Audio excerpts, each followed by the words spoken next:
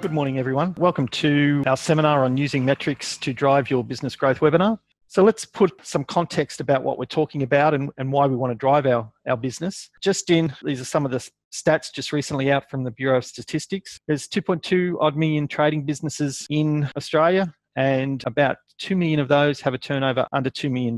We'll talk a little bit about the definition of a small business in a minute, but according to the Bureau of Stats, 60% of these small businesses will cease operating in the first 3 years from starting. 44% suffer from poor strategic management, 40% inadequate cash flow or high cash use, and 33% suffered from trading losses. One of the key things that these stats tell me is that a lot of businesses out there are failing to plan their business, failing to look at those fundamental things that run their business. They don't have any mechanisms for identifying when there's cash flow problems coming. They don't have any mechanisms in place to identify whether they're making money or losing money. And so, again, part of what we're doing today is to just give some basic education on, well, what are the sort of things that we should be looking at in our business to help us manage those. If we don't have a plan, and again, a plan is not just an idea, it's a roadmap. It's a map that takes you where you want to go. So you need to plan to succeed, and part of planning to succeed is to know where you want to go, and then we can design some metrics. Am I heading to my destination, or have I gone off track somewhere and I'm not? So there's signposts, yardsticks, metrics, all those sort of terms are interchangeable. I mean, a small business is defined as a business with under 200 employees. Well, that's a fairly significant business. So we've ended up developing some other terms called a micro business, which employs 1 to 4 employees, and small businesses, which employ 5 to 19 businesses. And then we have this medium businesses, which is 20 employees to 200 employees. So the concepts that we're talking about today, I might use some numbers that might be relevant to a medium business, but the concepts that we're driving apply to all of those businesses, whether you're a 1 to 4 employee or whether you're 5 to 19, or whether you don't have any employees. The concept apply to the business as a whole. As well as planning, we need to understand our business climate. And essentially, this is just trying to set the scene of why it's so important to have a plan and to have a good understanding of your business. I mean, business is getting harder. There is more competition. There's significant changes happening within marketplace, whether it's online shopping, whether it's the Uber impact, for example, if you're in the taxi industry, but also Uber's, Airbnb, restaurant, Uber food deliveries, those sort of things, they're all impacting and changing our marketplace. Just the social media concept, all of those sort of things are impacting on the way we do business. We've also got some significant emerging markets happening in the world. China, India, the US is starting to get back onto its straps. And we've got to start to understand that the world is getting smaller. So, we're, and one of the things that have impacted over the past 10 odd years is how easy it is to get something manufactured in China and bring it over here in Australia. And so if you're in the manufacturing game, you're effectively competing against very low labour costs over in China. And with the world getting smaller, the transportation and movement costs, freight costs are getting smaller, that sort of thing. So it becomes very harder to compete. In our business environment here in Australia, we've got, there's always labour issues. It's employing people, workplace health and safety, a lot of considerations there, quality of goods, delivery, rework, all of these things impact on your business. And so a lot of the external forces you might not be able to control, but what you can control is the internals and your preparedness to react to some of these pressures that are hitting your business. So one of the themes that I would like that you take away from this seminar is that you need to work more on your business and less in your business. So some of the concepts we're talking about today need to be looked at regularly, whether it's a weekly meeting, a fortnightly meeting, whatever it might be. You need to constantly be working on your business and looking for ways to improve the business. And we'll talk about a little bit later when we start to look at the 2 key driving economic forces within your business, how you can manipulate those by sitting down and having whether it's a marketing plan or efficiency within your business, your processes, or whatever it might be, that we look to tweak those 2 primary drivers to improve your bottom line. So we're going to have a look at some very fundamentals here when it comes to looking at financial statements. So let's look at a simple profit and loss account, which most people probably don't look at often enough, but it's basically one of the primary reports that come out of either your accounting software, whether you're using Xero or MYOB or something like that, or whether it's provided by your accountant. It's something that you should be looking at often, bare minimum monthly, and in some cases, larger businesses will be looking at it weekly, but certainly annually is one of the very frustrating things in my game is when I talk to someone who brings their information in 6 months after the end of the financial year and asks me how I went last year. That's a problem. You need to be thinking about, you already should know. You should know how you're going for the first half of the next year, and you should know what you're going to do for the next half year. So that's all part of the planning process. So when we look at this report, it's pretty straightforward. Income, this is simply the income or the invoices that you've received for the period from doing whatever it is that you're doing. So whether it's sale of product, whether it's provision of a service, whatever it might be, whether it's retail, wholesale, this is essentially your total income from your service that you provided. One of the key things that I'll mention here is that line is pretty much unlimited. You can push your sales, subject to some constraints, which is, probably more working capital, ability to service, that sort of thing. But essentially, when we talk about growing your business, this is the line that is effectively somewhat unlimited. But it does come across one of the fundamental laws in business, which is growth sucks cash. So if we want to increase sales to a much higher level, we've got to understand that has some impact on our cash flow, has impact on our working capital, has impact on our stock levels and that sort of thing, which again is another area for another seminar. It's important to understand that that's one of the lines that we look to grow. When we look to cost of sales, I try and keep this relatively simple. So if I'm selling widgets, that's a cost to buy my widget. If I'm manufacturing a widget, that's the materials that I've used to make that widget. We can be very detailed in what we put in cost of goods sold. When we went through uni, we learned all about absorption costing and all these sort of things where we allocated direct and indirect costs, indirect labour, direct labour in amongst all of the cost of sales. But for keep it simple process, I like to just say, well, okay, let's just keep it at the materials or the cost to buy whatever it is that I'm selling. So that when we look at the gross profit, which is essentially your sales less the cost of your sale, it's essentially the reward for doing whatever it is that you've done. And it has to cover all the costs. So when we look at labour, sometimes labour is a bit of a fixed cost. People tend to try and put that into the cost of sales as a direct cost of manufacturing or something like that. But a lot of those costs are actually fixed. In other words, employees have a fixed salary, so you can't necessarily change them. They don't necessarily change with the way your level of sales changes. Whereas, for example, the cost of your materials goes up and down depending on how many you produce or you don't produce. The cost of buying a widget increases as your sales increase. So when we come down, cost of gross profit is what drives your business. And I think it's probably one of the most important numbers that businesses need to focus on. And again, when we talk about motivation, I've often seen your sales force being remunerated or being incentivized by sales. But the problem with sales is it's not necessarily generating gross profit. So if your salesmen give away discounts, give away percentage, then it's going to eat into your gross profit, which potentially can be counteractive. So motivation or the best incentive programs around will focus on gross profit. So in other words, increase your sales, but we want them at this margin. We need to get this sort of margin out of them. Then we look at overheads. Overheads, one of the things I will say with overheads is they have a bit of a bad rap. They're, overheads, expenses, whatever you like to call them. I like to change the dynamics there a little bit and call them your resources. So these are the things that you spend your money on that drive your business. Without those resources, the sales don't happen. The goods don't get made. The goods don't get sold or delivered or whatever it might be. But essentially, they're your resources to make your business run. And by all means, the resources have to be well used. They have to be looked after.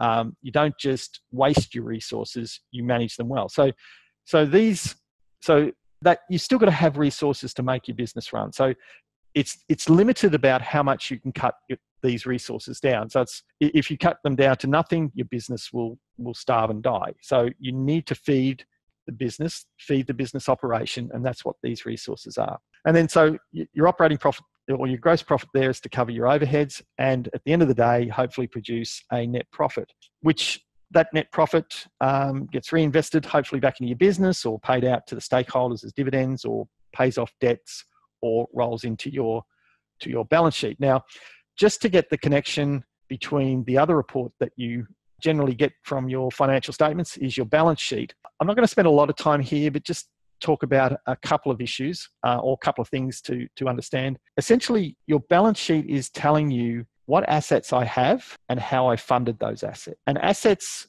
essentially are things like your plant and equipment, your cash at bank, but your trade debtors, your accounts payable, your stock. It's your working capital is part of your assets. Now, your working capital can actually include some debt.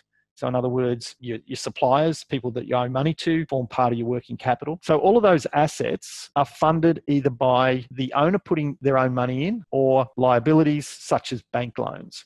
So that's the equation that we're looking at. So when we talked about the net profit before, if the owner doesn't need to reinvest them into some assets, be that more stock, or he's giving more credit out to his customers, or he wants to keep more money in the bank, it comes out the other side as dividends. So there's a whole lot of metrics and ratios that are happening in the balance sheet, but it's not the ones that we're going to be focusing on today. We're essentially looking at the profit and loss account. So what I've done here is just put together a simple P&L, added some numbers to it to give us some concepts about what we're looking at. So here we've got a business turning over $1 million. Could be, as I said before, it could be anything, could be selling, it could be making, but essentially in order to produce that $1 million worth of sales, it's had to either buy materials of $600,000 or buy widgets to resell for $600,000, and they've produced a gross profit of $400,000. We've got some overheads or some resources there that have gone into producing that $1 million worth of sales, and essentially we've come down to a $100,000 net profit. Now, when we come back and look at the gross profit, we're effectively, sums are nice and easy. We've got a gross profit margin there of 40%. The question that we sort of need to look at now is what can we learn from this? And essentially, for every dollar, we're effectively spending 60 cents on some form of material or good, and we've got 40 cents left over to cover our overheads and the other things within our business. Now, one of the simple mechanisms that we get from this information is to look at a break-even point. Now, while the break-even point is not what I want to cover today, but it's just an easy measure to look at this particular point. So a break-even point is saying, well, at what point do I cover all my overheads? So again, it's just your fixed costs, or your resources divided by your gross profit percentage. So in this particular case, where we're looking at $400,000 gross profit, or should I say $300,000 worth of overheads at 40% gross profit margin, we have to do at least $750,000 worth of sales in order just to keep the doors open. Now, it's a little bit more complicated than that, because obviously in that simple example there, we haven't accounted for, we might have some debt we're paying off, so we're going to need some cash for that. We're going to maybe have to buy some new equipment, so we're going to need some cash for that. So that fixed cost may well, you should probably expand that to be fixed costs plus loan repayments plus my projected capital expenditure. So in order to cover those things, it might be more like an $800,000, $900,000 level of sales that you need to achieve. But again, that's coming out of your, for example, your one-page business plan. It's coming out of that strategic planning that you've been through to determine, well, where am I going? What are my requirements? And these are some of the things that can help you assess where you need to be. So let's look at, this is where we need to start now breaking down to what I consider the fundamental economic engine that drives any business. So using that same example that we had, let's say he sells widgets, he sold 4,000 widgets. So divide 4,000 into $1 million, he's got an average sale price of $250. Now, it might be that when his salesman goes out, his salesman can negotiate as to whether he sells a widget at $300 or $200. It might not be a fixed price at $250. It could, but essentially that's the average that has been sold. And that's one of the concepts that you need to get a handle on here, particularly if you're in an industry where pricing is negotiated, that you're looking for an average. Overall, you want to get an average, well, in this case, $250. There'll be some wins and there'll be some losses, but you've got to make sure that the losses aren't dragging down that average sale price. And again, we've got 4,000 widgets, so we're actually generating $100 per widgets in average gross profit. And again, it might be that we're talking about an average. We're not talking about a fixed number. And so, for example, in a business that might have 1,000 different lines, we're still talking about average sale price, average gross profit. So for example, a bakery might have a dozen different lines of goods that they sell. Overall, there will be an average sale price per customer.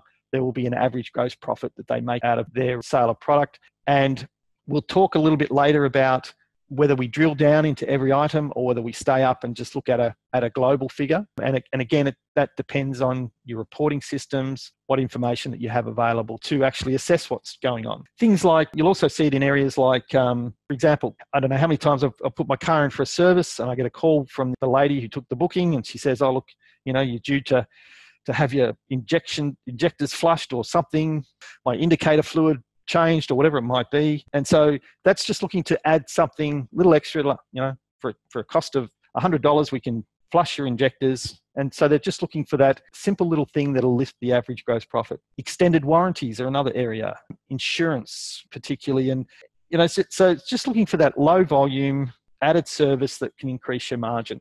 So when we start to look at, and this is the, I suppose, the fundamental economic driver. It's whatever you're doing, your rate multiplied by your volume. And it's one of the easiest metrics to calculate, and also doesn't really require a very complicated system to gather the information. But essentially, the resources that you have all go into producing whatever it is that you do, multiplied by whatever your average rate is. That's the key to pretty much every business. What I'd also like to talk about now is when you start to talk about rate and volume, if you can just picture in your mind, two plants or something, the rate and the volume have tentacles spreading out everywhere in your business. Everything influences rate and volume. For example, it can be as simple as, when you go into a Coles supermarket, where's the milk? Where's the bread? It's right at the back of the store because they know it's a common item that people want to buy, but it's at the back of the store because they want you to pass everything else, hoping that they're going to get another sale so that they can increase their average sale. So all of those things come into play when we're trying to look at rate and volume. We've had circumstances where the changing of the employee's uniform increase the sales in the business. The way you set up your display stock will change the rate and volume within. So it's one of if you can measure your rate and volume, then these changes or other things that you do within your business, you'll be able to use the rate and volume as the yardstick to measure the success of what you're doing. So this is the example that we put together before. $300,000 worth of resources into our engine, so to speak, our rate and volume engine. We produced 400 widgets, $100 gross profit per widget, produced $400,000 worth of gross profit, $100 profit. So if we can find something or look within our business and say, okay, how can we increase the amount of product that we're selling, whether that's through some sort of offer, special offer, whether it's, would you like the Coles example of having their milk and bread at the back, they're looking to increase volume, anything to get people into your store, whole lot of range of things. But if you can come up with something that increases the volume of what it is that you're selling, then it just goes straight to your gross profit. Hasn't changed the resources that you put in, and you've generated a profit. We can then also go the other way and say, well, okay, I want to see if I can improve my rates. And that might be buying better. It might be talking with your salespeople and saying, well, we need to, if it's a negotiated price thing, it might be, we want to make sure that we're getting $100 an hour instead of $95 an hour. We want to push our rate up. But whatever tweak you can do to improve your rate and volume will essentially flow to the bottom line. So a classic one is clients. Sometimes I saw a recent example where, this manufacturing business had a very large multinational client. The business would normally do things at $80 an hour in their manufacturing process, but for this client, they were doing it for $50 an hour. As a consequence of that, this client was taking up close to 55% of their productive capacity. So what it meant was that by doing this job, yes, it felt secure and it felt good because you had this large company that you're doing work for, but they were actually eroding and destroying the average gross profit of the business. It just meant that, if the average was 80 and we're doing all of this work at $50 an hour, it just meant that all the other customers had to get charged out at something like $120 an hour in order to get them back to an even plateau of an average $80 an hour. So while some clients can look very attractive, they can actually have a bit of a sour taste to them. And again, everybody has their good customers. It's the old 80-20 rule. 80% of your good business or your profit comes from 20% of your clients. 20% of your profit comes from 80% of your clients. So you need to tweak that and say, well, how can I generate or how can I get more of these high profitable clients as opposed to getting more of the low profitable clients? And again, that's looking at your sale mix and again, focusing on the rate and volume as you go. Repeat business. You often see a lot of reward cards, loyalty cards. It's all about trying to get people to come back so that we can either increase our number of sales. So if we're, for example, a coffee shop, you should be counting customers, for example. How many sales did I have today? How many sales did I have yesterday? And they then form a trend, and you're looking and saying, well, what my average sale per day? And you're looking at ways to increase that average sales per day. So that might be looking at a loyalty card. And getting back to that sort of tentacles running all through your business, take a coffee shop, for example. The little things that they do in their service while you're sitting at the coffee shop will impact on whether you're coming back or not. So exceptional service will get repeat customers. Poor service, you'll lose customers. And that, whether it's a coffee shop, whether it's a service business, whatever it might be, poor service will drive customers away. Tradesmen are a very good example of where they can do little things that will get them referrals, that will get them repeat business. And the simple one is being clean. When they arrive at your home, they're not traipsing through your home with big muddy boots. And if they do make a mess, they clean it up. And so that just these little things put thoughts in the customer's mind as to whether, hey, that was a really good experience. Okay. Third way in where we're looking at impacting on rate and volume is price. Just looking at that and saying, well, okay, well, actually, I'll start by saying the most sensitive person when it comes to price is generally the business owner. And that's my experience about when we talk about business owners increasing price or changing their pricing structure, the most sensitive person about that is generally the business owner. So, for example, just as a very rough rule of thumb, most people don't notice a 4% increase in price. Anything under 4%, they don't generally notice, but that can make a dramatic increase in your turnover and hence your gross profit without essentially doing anything. Now, these sort of things, you've heard me mention the one-page business plan. We also do what we call the power of one, which is where we look at exactly this rate and volume equation. And we talk about, well, if we can lift our price X percent, what does that mean that we're going to improve in our turnover? And then we can also factor in there, well, if we do increase our price, do we expect our volume to decrease? So, for example, if you're selling widgets, we might increase the price up to, increase it by 10%, but we might see a 2 or 3% fall off in sales because some people who are price conscious or whatever have decided to not buy our product anymore. What we can do with that process is to measure and look at that impact to see, well, okay, what is the impact on the gross profit? What is the impact on the bottom line? And in a lot of cases, most of the time, it's, unless you're in a very, very, very price sensitive industry, you'll find that there's no real impact on volume and you've just increased your average gross profit. Okay, business processes. Again, we're coming back to this concept of thinking about the rate and volume with tentacles all the way back into your business. When we talk about processes, the way you do business, just quoting is a big area in itself. A lot of small businesses don't necessarily track their quoting. So how many quotes have I issued? How many quotes were successful? What's my success rate? And how can I change that? So if I can improve my success rate on my quotes, I will drive more volume. If I can, and it might come down to changing your letterhead, changing the way your quote is set out. That impacts on your success rate with quoting, changes the volume.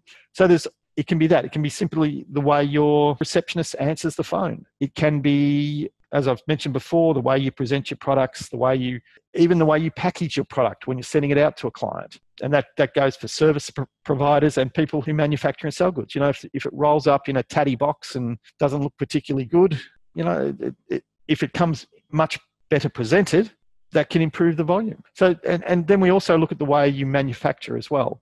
Are there things that you can do within the manufacturing processes? Are there things within your sales processes that you can improve? All of those business processes can either create extra sales or they can create extra margin through improving your rate.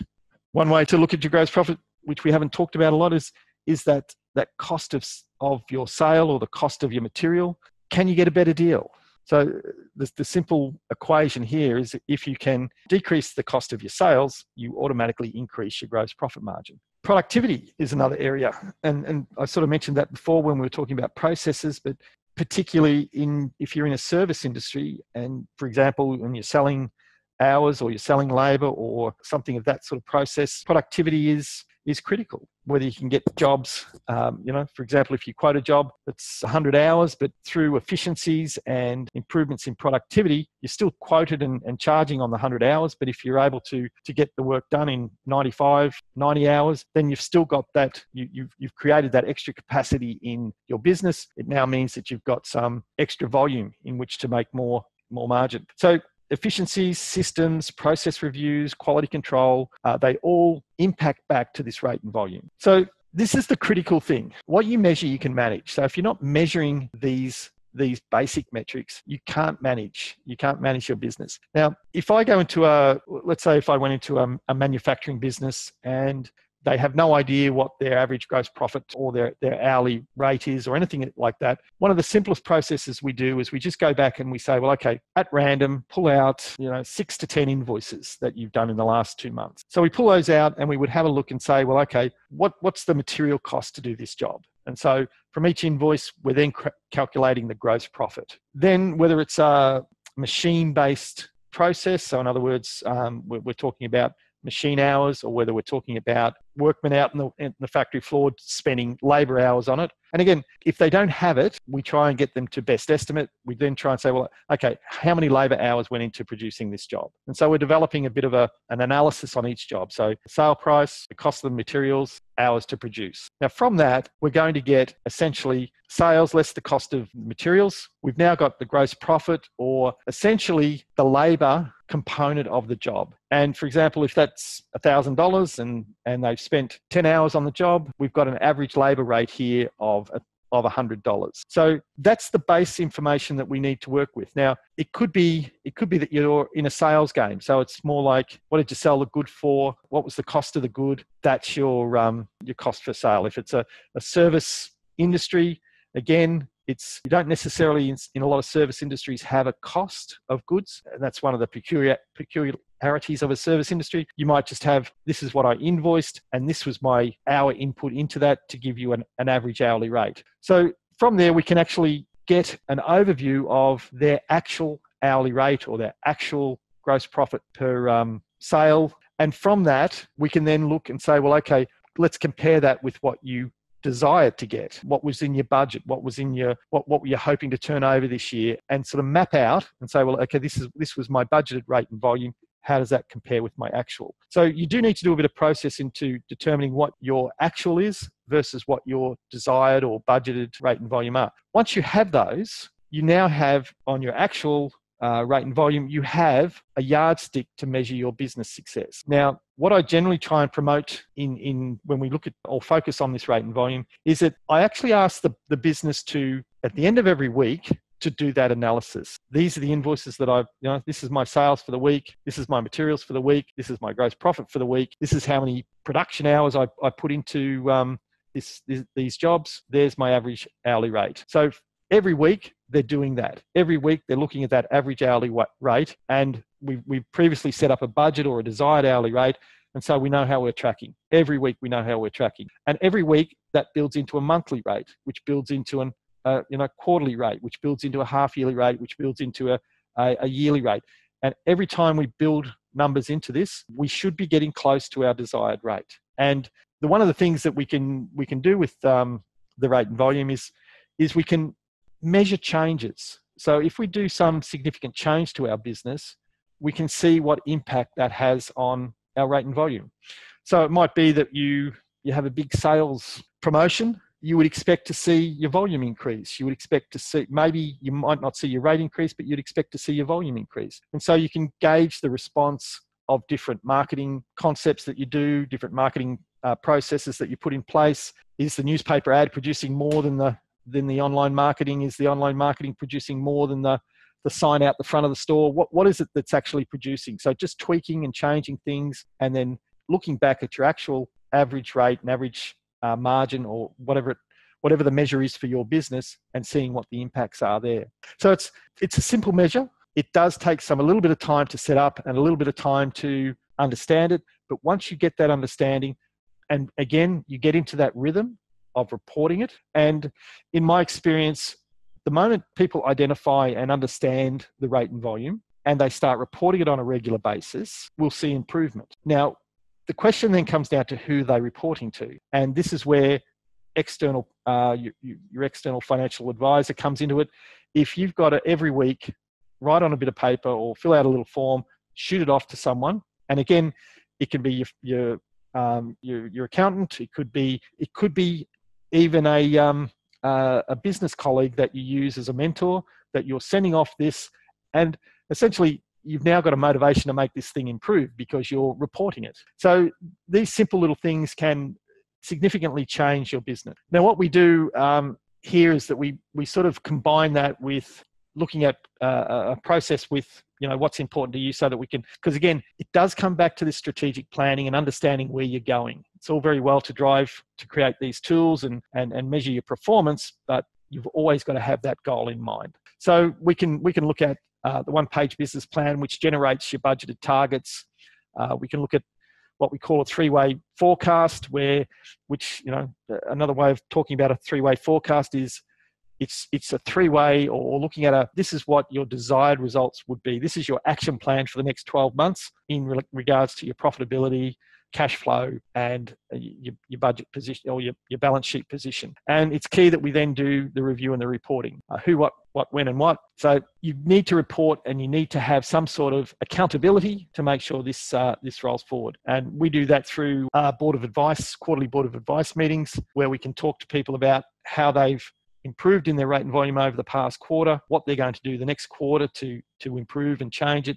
And again, it's the yardstick that we're using to measure how well we're heading towards our long-term goal. So if you're looking to implement any of the processes that we've talked about today, I suggest you talk to your accountant, or you can give us a call on that number there. Here at Medoris, our primary why is to make the difference to your life so that you experience your lifestyle potential. And we do that with the wealth of experience that we have within our accounting staff, executive planners, and business advisors we have there. And there's a range of services which we help clients with. Thank you very much for your attendance, and wish you the best for the rest of the day. Thank you.